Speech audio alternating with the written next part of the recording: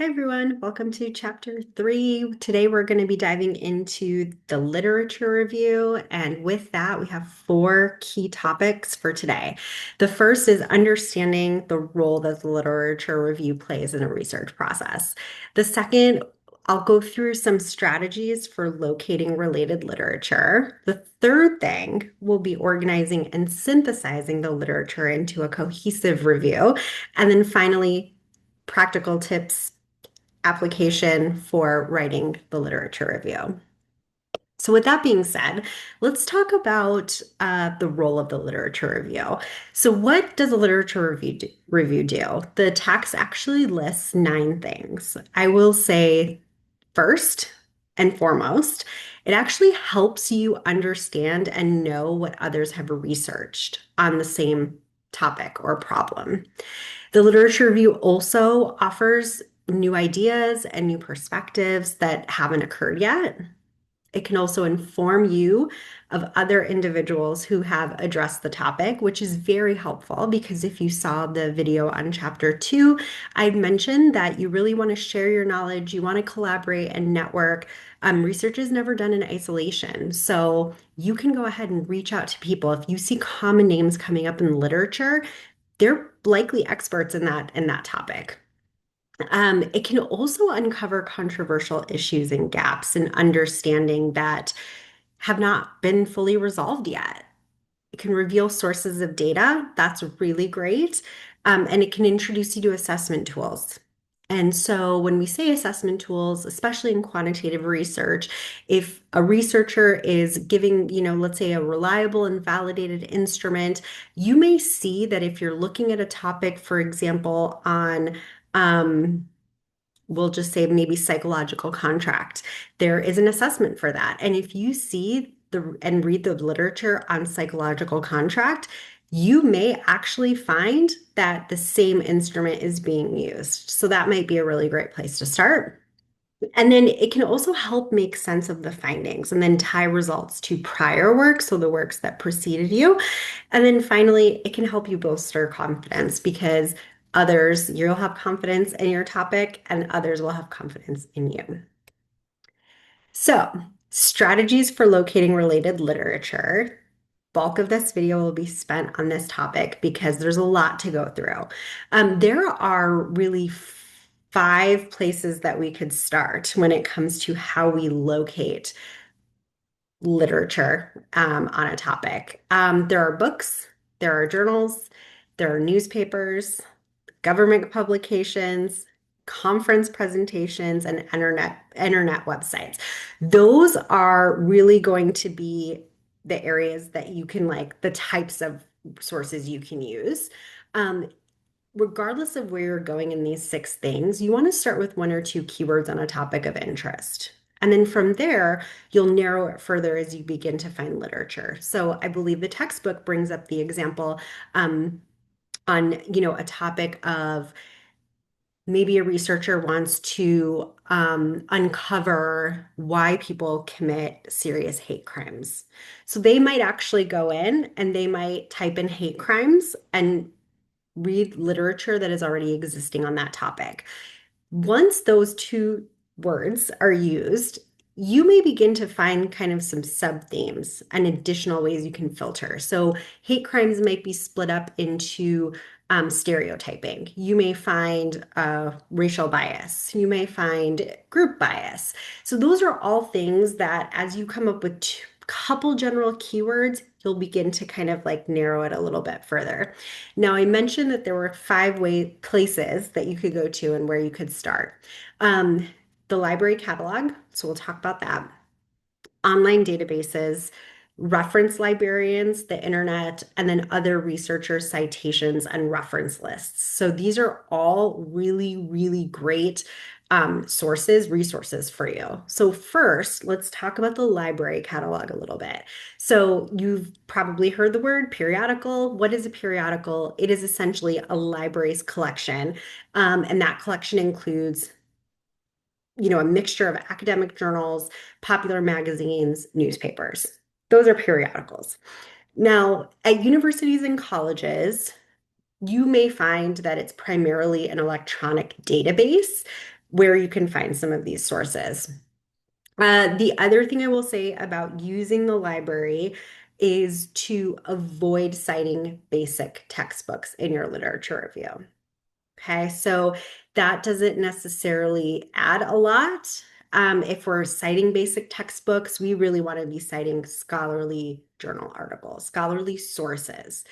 Um, you want to use books and periodicals with recent copyright dates. So that's important. If you think about it, the more recent the date, the greater the sense of what the current perspective is. Now, I say that with a caveat that you want to make sure that it's still okay to use older sources, especially if you're trying to see how that perspective has evolved over time. But as a rule of thumb, a general rule of thumb, I typically look at sources. If I'm thinking of current perspectives, I'm looking at articles that have been published within the last 3 to 5 years. That's typically, I don't go further than that unless I'm trying to, again, talk chronologically or discuss the evolution. You do want to focus on publications that are likely to have credibility with experts in the field. Um, with access to the internet, there's also access to countless online libraries all over the globe. So please use libraries as a really great source of information. Um, Finally, don't be seduced by best-selling paperbacks on trendy topics. If you want to find really great, credible sources, reputable journals are actually peer reviewed. So they go through a very, very stringent process in order to move toward publication where they'll have a variety of like an anonymous panel of subject matter experts in that topic that are actually critically reviewing the research, right? And then providing feedback and making sure that it's sound and it's credible. So those are the best anytime you can see a truly academic peer-reviewed work. Now, I will say that with the library, there is something called call numbers, and call numbers are the unique identification codes that some of these sources are given. Okay. And so with the library, there's a couple classification systems that are out there. One is the Dewey Decimal System, and that is where books are actually cataloged and shelved according to 10 basic areas of knowledge and then subsequent sub areas, right? And they're all divided decimally. And you will find the Dewey Decimal System being used a lot in public libraries. You'll find that way of cataloging the sources. And you can see on the right in table 3.1 of your text, on the left-hand side are the Dewey Decimal Classification System. And then on the right side, the left of the right also has the Dewey Decimal System. So it's by topic there. So you'll see, for example, if you go to psychology, that it's 150. Okay, so that's how it'll be cataloged. Now, the Library of Congress or the LC classification, that's where books are assigned to particular areas of knowledge that are given very special alphabetical categories. And this is often used in colleges and university libraries. And so if you look on the left and you look on the right, the far right columns there that show LC are going to be the categories for those topics. Okay, so definitely good to know that so that you know how to locate some of these resources. So, mention library catalog. The second thing is using online databases. And on the right from table 3.2, those are just some examples of widely used databases. But online databases essentially enable searches of thousands upon thousands of journals and other sources. So, other sources meaning they could be books, they could be edited chapters in books, it could be dissertations, it could be technical reports, government documents, it could be newspapers. You can, the nice thing about online databases is you can actually limit your keywords further. So if I wanted to use the keyword hate crimes and pull up what's open in, let's say, psych info, what I can do is I can then go a little bit further. I can filter down, what might come up with 27,000 articles. I might be able to say, I just want articles from 2023 to 2025. And that may cut it exponentially, right? Instead of 27,000 articles in the last 2 years, there might be 1,200. So definitely you can filter it further once you have those keywords in there. And then there are a lot of open access journals. And so open access journals are scholarly journals that really anyone can read on the internet and download without a cost. I will say that as a student, you shouldn't have to, please don't pay for any articles. So we have our school library or university library that you should be using. If there's something that we cannot find or we don't have, there is interlibrary loan, which is a way for us to get access to it and then have you, send it over to you. If you have any questions or there are particular articles that you are interested in and it's asking for you to pay something, please let me know so that I can help you get access to that article. Okay. Now, the third thing is we can consult with reference librarians, and reference librarians are fantastic. So these are the people that are often sitting at the reference desk. They are here to help you. They can help you find the needed information. They can show you reference materials. They can actually demonstrate how to use the computer catalog. So if you want to search those electronic databases, they're really knowledgeable in that field. But they can also, refer you to the hardbound resources, online databases, and other library resources, especially if there's a particular topic that you're interested in. So they're a really great partner when it comes to trying to locate sources.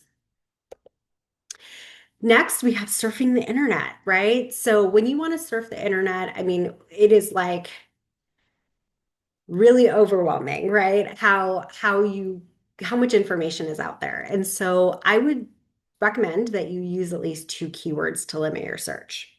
Now, I believe in my first video, I talked about truncation. I talked about Boolean operators.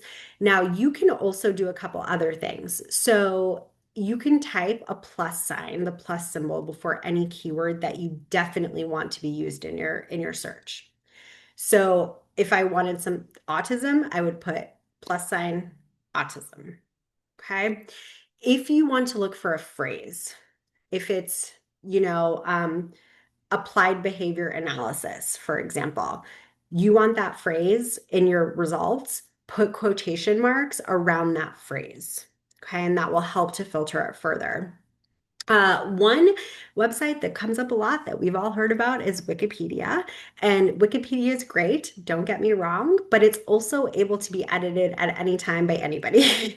So, as a rule of thumb, we should never use Wikipedia as an authoritative source about a topic. Okay. And then using citations and reference lists of scholars. So this is by far helped me the most when I've been conducting literature reviews. And if I find an article, let's say on hate crimes that I mentioned earlier, if I go through that, I may see across maybe 4 or 5 of those articles, this same researchers or the same authors being cited over and over again. So if you see that it's cited by 3 or more researchers, that's definitely an article you probably want to go look at. And so when I get my article, I'll read through it. I'll find some additional articles by going to the reference list and actually seeing what else they used and then going to the original source. So that is also something that's really important is you want to go to the original source and read it for yourself. And finding that right off that reference list is a really great place to start. And it will help tremendously and save you time. Um, in Google Scholar, for example, and maybe I mentioned this earlier, but Google Scholar is a great example. You will see a lot of these internet sites that will show how many people have cited it. So you'll see in Google Scholar, for example, cited by. So you'll type in your keywords, all of the articles will pop up or the books or whatever that is. And then you can actually see right on the bottom, cited by, and it has a number. The higher the number, the more times it's been cited. That's probably a pretty credible source. You might want to look at that. Okay. Identifying your sources. So when you find an article that you may want to cite, you may want to use, you want to make sure that you can track down these sources later. Okay. And then you also want to ensure that others can find and read your research reports later. So there's two things that you can do, especially when it comes to identifying sources on the internet. The first is recording the URL, so the Uniform Resource Locator. Record the URL address, make sure you don't lose it, and record the date you retrieve the source. And the reason why this is so important is because some of these are dynamic sites, meaning you may find something on this URL, but it's not a permanent address. The website may change and it may be hard to track down later. So by recording the date that you retrieved it, we know that it was at this point in time. The second thing is by looking at the DOI. So the DOI is a digital object identifier. And what that is it's a unique permanent number. It can always be found, even if the location of the article on the internet changes. So it kind of moves with the article, not necessarily with the website. It's static. So I will say that is really, really great. I love finding articles with DOIs. How you identify the source. So I found the source, I've like recorded the DOI. How do I cite it? What do I do?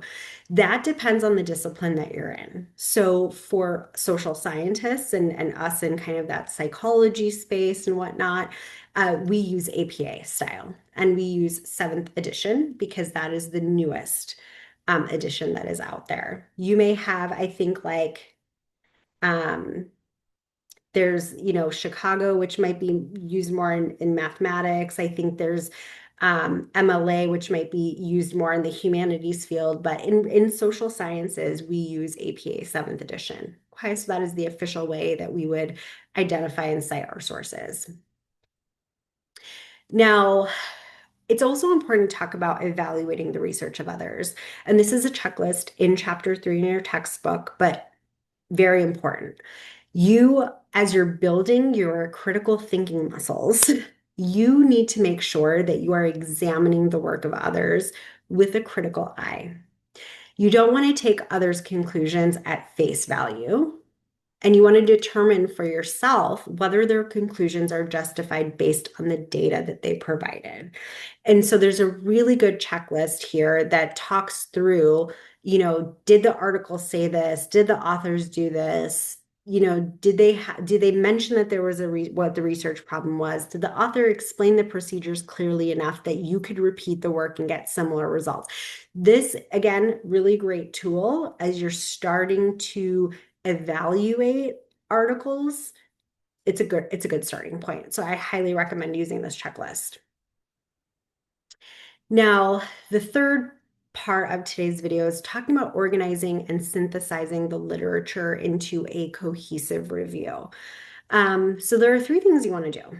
You want to evaluate the article, which I just talked about, so thinking critically. The second thing is organizing the information. Organizing the information is really important. And there are so many ways that you could do this. You could look at the main problem. You can look at sub-problems that, I guess, generate off of the problem. One thing that I've done that's really helped, and yes, it's a lot of work, but this is oftentimes a very lengthy part of the research process is this literature review, just reading and organizing it. But what I've done is if I find, 3 articles on, let's say, motivation, and I start reading, and as I talked about in the first video, determining the right way to read a journal article isn't necessarily from start to finish, right? And I gave you guys some tips and tricks on where you can start and how you can determine if that article is relevant much more quickly. But let's say I found 3 articles on motivation. I've determined all of them are relevant. At that point, what I do is I will actually read the article and then I will, take 2 highlighters, pink, yellow, let's say 3, green. And what I'm going to do is I'm going to go into each of these articles and I'm going to highlight, maybe this sub-theme of motivation, maybe the keyword that kept coming up with motivation was actually the word managers, that managers really play a key part in motivation. All three articles mention that. That's fantastic. I'm going to take my pink highlighter or whatever highlighter I want, and I'm going to mark on all three everything that's been talked about that is related to that theme. You may have something else that comes up, and maybe what pops up for us in those three articles is job satisfaction. Great. That's a theme, right? So I can go ahead and I can organize and do a colored highlighter and do all of that. That helps me to maybe have some sub problems potentially that I could continue to research and see if there's maybe something else there. So that's how I organize articles. Everybody is a little bit different. Another thing that works really well is literally having an Excel document and then taking that Excel document and having, a column where it lists the source. So that's where you put the URL or the DOI so you don't lose track of it. Then you have a little bit of what's called, like you create an abstract. So you have a column where you just take and summarize high level this article, this article, this article, and then you have another couple columns that have themes and you could type it in there. So that is also extremely helpful. It's almost like a journal tracker. And then what's great about it is you can have a column on the end where you actually have the APA 7 citation. So when you're ready to write, it is right there. You have everything that you need. You can organize it by year, you can organize it by author, however you want to do it, but that is a very, very useful tool as well. And then the third thing is synthesizing the information. Now, this is the hardest part often when it comes to organizing literature reviews. There's a couple things though. I mentioned identifying common themes that run together throughout the literature. Again, you could do that through Excel. You could go ahead and you can identify the themes with a highlighter. You want to also be able to, so a good synthesis is you will be able to show how approaches to the topic have changed over time. So can you speak to that based off of the articles that you've read? Can you actually compare and contrast varying theological perspectives on the topic? Can you describe general trends and research findings? Can you identify contradictory findings and suggest possible explanations for discrepancies? And when we go back and tie this all back into evaluating articles that we're reading, synthesizing information is not taking what this author said and what this author said and just merely regurgitating it. We don't want to just repeat and summarize. We want to take this author's information and this author's information, and we want to come up with our own perspective and view, and then use other sources to support what our views are. So that is really how you synthesize information. And I did give in the first video an example of if you think of baking a cake, I have my mom's recipe, I have my grandma's recipe. My grandma uses a little bit more sugar, my mom uses a little bit more butter, but then in my recipe, I'm adding a little bit more chocolate, right? And so I've taken the best pieces of this and the best pieces of this, and I've created my own recipe that is even better. That is what synthesis essentially is. Now, finally, I want to talk about writing the literature review a little bit. And there's just 10 tips that I want to go through here. But first, you want to get the proper psychological orientation. Do you know what you're doing? Are you able to do it? What's your stance? How are you going to get everything aligned? That's the first piece. The second piece is to develop a plan for the overall organizational structure of your review. Some people take literature reviews and they may do it by, if I have, let's say, job engagement, job satisfaction, and turnover and attention as three of my themes, I could create 3 sections in my literature review and organize it that way. And then within those 3 things, what I could do is I could go ahead and I can do a chronological kind of review on job engagement and a chronological job review on job satisfaction and so on and so forth. Other people may mix some of those themes together and then do it chronologically. Some people don't do it chronologically, right? And so you want to develop a plan for the overall organizational structure. I like to think of this as storytelling.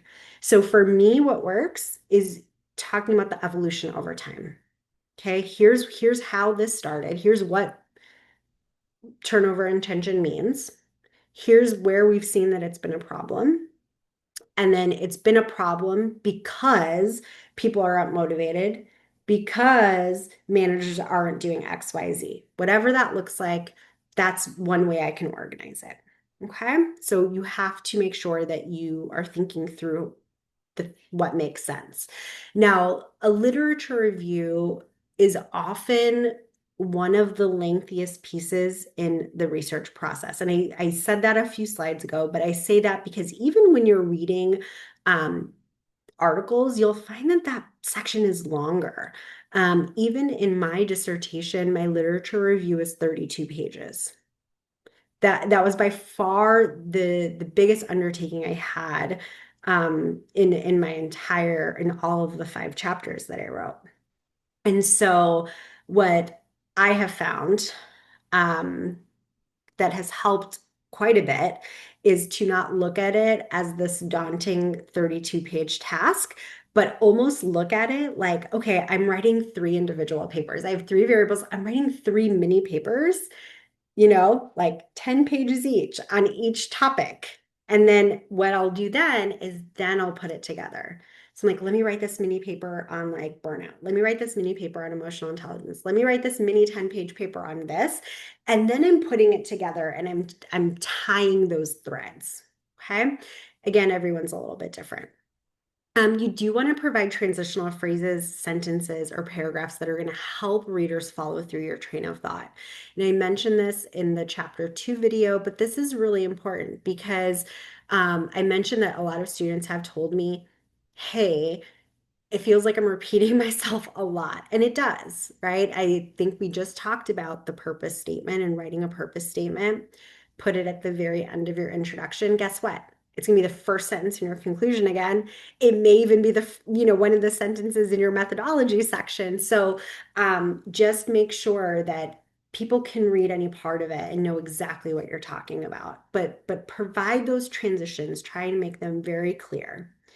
Number 5, note the difference between describing the literature and plagiarizing it. So you want to make sure that between number 5 and number 6, always giving credit where credit is due. Those are very, very important. You want to paraphrase as much as possible. You want to minimize the use of direct quotations from other people's writings.